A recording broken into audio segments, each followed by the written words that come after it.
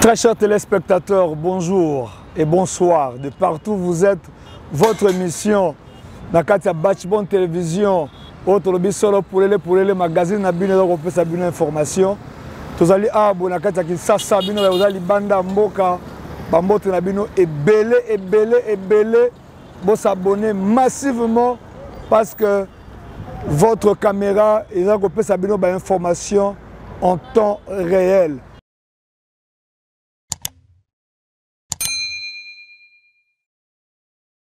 Chef de l'État, Félix Antoine Tshisekedi, son excellence, président de la République, il est le cola avec précisément et à avec force et énergie pendant 15 jours, il va respecter les normes pour défendre Mboka, le Covid-19, Tolanda avec impact idéologique. Posté la task force présidentielle de lutte contre la Covid-19, j'ai décidé d'instaurer les mesures suivantes avec effet immédiat à observer à compter de ce jour et ce jusqu'à nouvel ordre. Le maintien et le renforcement du couvre-feu de 22 h à 4 h du matin. À cet égard, outre les points de contrôle actuels, des patrouilles de la police militaire seront instaurées. Tout contrevenant sera sévèrement puni. Le port du masque obligatoire ainsi que le strict respect des gestes barrières dont le lavage régulier des mains à l'eau et au savon dans tous les lieux publics et l'utilisation répétée des gels hydroalcooliques. L'interdiction de tout rassemblement de plus de 20 personnes sur les lieux publics. L'entrée dans les marchés publics est subordonnée à la prise de température, au lavage des mains ainsi qu'au port du masque. L'interdiction de l'organisation des deuils et veillées mortuaires dans les salles et les domiciles. Les dépouilles mortelles seront conduites directement de la morgue au lieu d'inhumation avec un nombre d'accompagnateurs n'excédant pas 50 personnes. Les contrôles sanitaires aux postes de frontières nationaux seront renforcés. L'obligation de présenter un test PCR négatif réalisé en dehors des 72 heures reste d'application et toute entrée sur le territoire national demeure subordonnée à la réalisation d'un nouveau test PCR auquel nul ne pourra déroger. La fermeture des discothèques et des boîtes de nuit pendant une durée de 15 jours. Les restaurants resteront ouverts dans les conditions de strict respect des gestes barrières. La gestion efficiente du personnel et le recours, le cas échéant, au travail à distance. La prise en charge sanitaire par le gouvernement de tous les cas positifs sur l'ensemble du territoire. En ce qui concerne les établissements scolaires et universitaires, ceux-ci demeureront ouverts à la seule condition de renforcement de l'observation des gestes barrières. Concernant les églises, celles-ci sont dorénavant astreintes à réduire le nombre de participants aux offices en fonction de la capacité d'accueil des lieux de culte et dans le respect strict des gestes barrières. D'un point de vue sanitaire, il sera désormais obligatoire de se faire tester régulièrement à l'aide des tests rapides devant tout associé ou non à de la fièvre pour toutes les personnes à risque ou les plus exposés, à savoir les personnels de santé, le corps enseignant, les agents et cadres des entreprises publiques et privées et ou toute autre personne exerçant une activité nécessitant de nombreux contacts. Les tests antigéniques rapides seront gratuits. Il sera effectué un approvisionnement sans délai et régulier des hôpitaux et ou centres de traitement Covid-19 en oxygène, médicaments et autres intrants de prise en charge de la Covid-19, particulièrement dans la ville-province de Kinshasa. Nous procéderons à une campagne de promotion et de sensibilisation de la recherche pour la pharmacopée nationale. Nous veillerons à l'amélioration de la couverture vaccinale en mettant un accent particulier sur une communication pédagogique justifiant la nécessité du recours à la vaccination.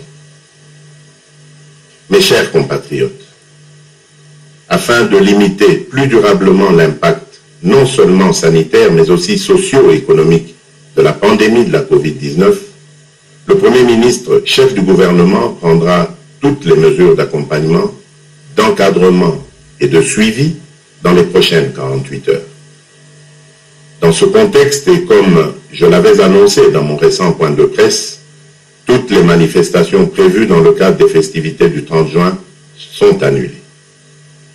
Que Dieu protège la République démocratique du Congo. Je vous remercie.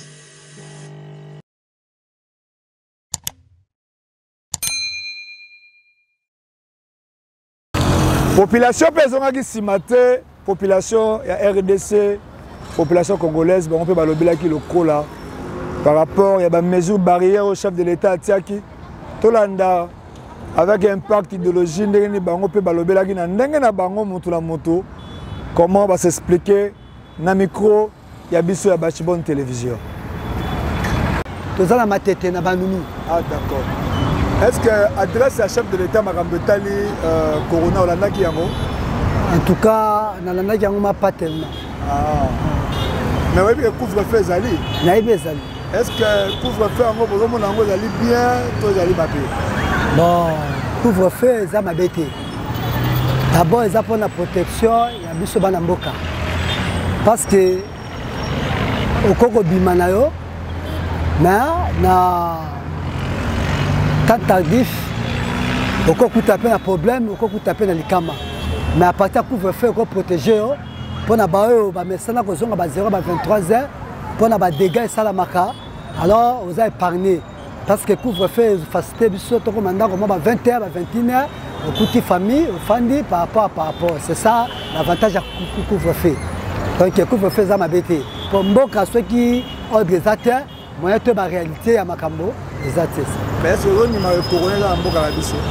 Bon, en réalité, elle est déjà commis. Oui, ça l'a caté, il est commis. Ce qui fait fond de ma Zali. Donc, on a choisi de choléra, ils existent dans le Congo. On l'a dit cachiné. On a cachiné. Donc, on a cachiné. Bonjour. On a mon amatete. On a mon Massina, quartier 3, dans Table Ronde. Ah, d'accord. Est-ce que vous avez un coronel en Mboka? Papa, coronel Zati. Ah. Mon que plus soto ana bana miketo zobo ya corona o. Mon continue biso fati azana berre rebelle azo sala pour que population tobo ya corona o. Ya zo kangela biso te banzela o ezo senga ka kangata banzela ba voyage. Bato bazo mata ba avion bazo na ba malade wana bazo kitela biso a ezana mutalien na ngwa sumbi akei atiki. Donc les années bazo ni ngane ba bomane biso peuple bango ne bazana ba mbongo na bango na ba moyen na bango bana bango ba reçoit traitement. Donc biso tozane l'autre côté yango so mona ke bazo créer malade mais eko so ata mutu moko te aya na Congo awa. Donc to souffrir kaka boye to sati malade pe ko mona na terra ti ba ko suka kaka bongo. Donc na za mwana vuma ya Congo na botami awa makamnyo so awa yango vuma na 5 mwana lobaki mo continue biso tala biso tala ba mesure bazo sur la biso. Et ça na litomba ta bisi ya ye moko transco ezo mata batu ya kotelema. Hein?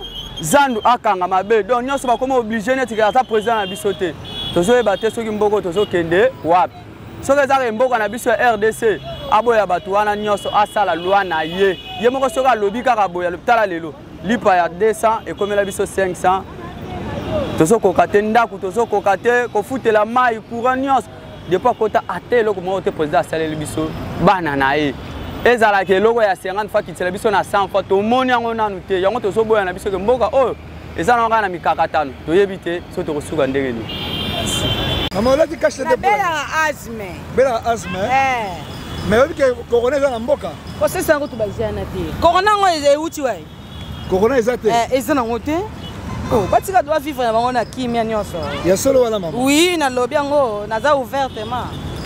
OK, donc vous suivez là qu'il n'y a pas corona. Bonjour maman. Bonjour. Est-ce que olandaki maloba mokonzi mboka po etali corona? Nalandaki yango, nalandaki. Ah, nini penza est touché personnellement maté à mokonzi? Kaka ndenge alobaki fuko mi batela. Ko mi batela wana eza malamu mingi poto luka ko maladie panza na penza te. Kaka ko mi batela wana. Merci. Kashine boye ko suka maboko. koluka kosimbasimba te par-ci par-là mpo noki tokoya kozwa maladi. Donc ozondimaka maladi eza na mboka? Maladi eza na mboka, maladi pene eza na mboka, eza liseki te. Mais bino bozoloba maladi eza na mboka, mais tozomona Transco bato bazomata ebele, bazodeborde bato bazomata ebele. Sika maladi yango eza nango na mboka te, bakokosa biso. Bakokosa biso bakongole. Tolati kaka kashi ne mpona kobanga leta, mais maladi eza na mboka, mais bato Transco baotosa yango te. Bazotondisa bato ebele makasi, ebele. Siko bango nde sika nino corona eza te, sika na ndona tala kashi ne te mpona ndimaka corona eza te. Po bango mo bato Transco baorespecte mibeko te. Bazolekisa bato, bazodeborde pena makasi. Na po etali couvre-feu na 22h. Couvre-feu eza malamu? Ah, eza nango malamu, mais biso bato toluka mbongo boye eza pe mabe parce que na moi bototeka bien toteka mingi partir ba pokwa bato bauti misala baozonga nde toteka ka bino bote couvre-feu suko na 22 pe botsanga ta ba 23h ya na bato bakauka ka bolongola na 22h botsata na 23h pour permettre biso to bato toteka. Mais ezaki 21h ba pusango 22h mabe wa. Mais ezaki 21h bien si biso ba congolais to kokite on to pusango botongo susu 23h bolongola na 22h botongo na 23h pour to kokaka te. Donc comme 21h30 à Tokangi pour basoda baota ba barrez. Mais merci beaucoup. Voilà donc vous pouvez bel et bien constater que dans la boulevard des avis se diffèrent, certains disent oui, d'autres non. Nous avançons pour notre thématique de connaître les opinions des uns et des autres si réellement il tient compte de cette réalité qui se passe au pays à propos de ce corona auquel le chef de l'État a annoncé haut et fort. Nous continuons notre balade. Nous allons là vers, il y a plusieurs motos pour voir comment les choses ça se passe. Suivez-nous. C'est pour faire un bien. Mais RND va tirer un bien. C'est pour faire des exercices. Je suis comme un état. On dit là 23h à Kanye. C'est moi qui ai bien. Il faut faire 23h à 4h. Est-ce que que Corona est en Mboka? Oui, tu es bien Corona est en Mboka. Mais on l'a dit cache net. Ah, tu on a conservé dans mon thé. Pour nous, on a elle au monté. C'est-à-dire elle au monté, c'est-à-dire quoi? Bon, cache net. Et ça, tu vois, on a un bateau. Et na biso boé. Moi, tu l'as tout le temps, moi, tu l'as tout le bon, est-ce que nous avons une mesure il faut que nous bar et tout comme ça? Pour ça, nous avons se faire dans le tu sais pas dans le thé. Bar, est-ce que tu as dit ça? On est au thé, tu as parlé, tu as belé. Si tu as thé, moi, tu as dit mais malade déjà dans Mboka il faut distanciation, pas respecter la distanciation. Ah, t'es. Non, c'est pour battre la bisote.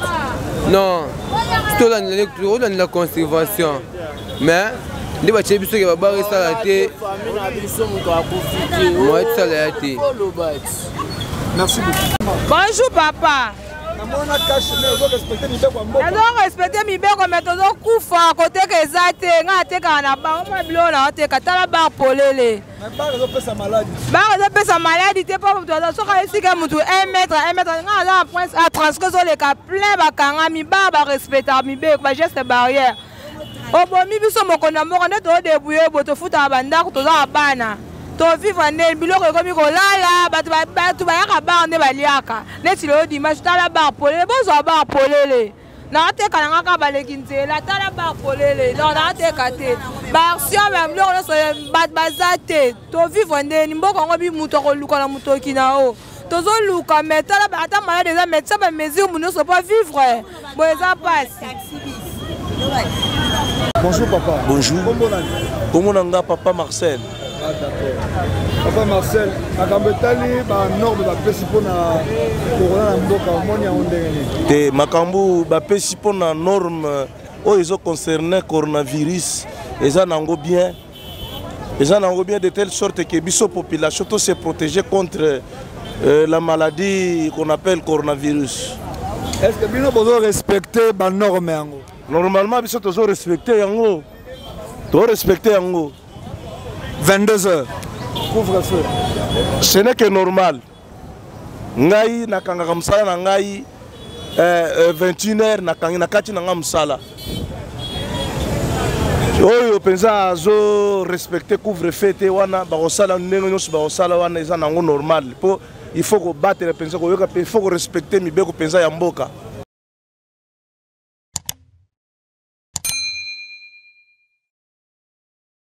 Po ya kosukisa toute l'équipe ya Bachibon Télévision dopesa ba joyeuse fête na couple Christo Karawa na mama Anose Semopa depuis Mboka Paris au bauti kosala libala na bango mariage religieux moko réussi tika tenzambe pambola bino na kombo ya Bachibon Mobimba elongo na pasteur Boni Chipuki topesi bino ba fête ba bonne fête na bino eleka malamu na kati ya Paris.